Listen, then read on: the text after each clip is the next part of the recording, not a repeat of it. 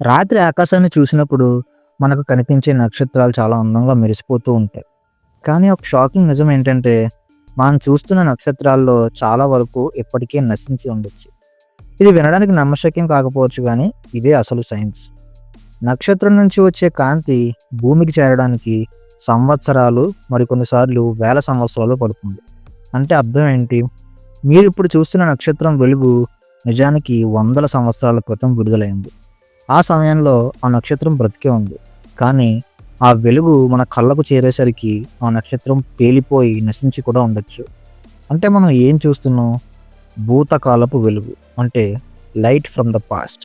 మన కళ్ళ ముందు మెరిసిపోతున్న ఆకాశం నిజానికి ఒక లైవ్ దృశ్యం కాదు.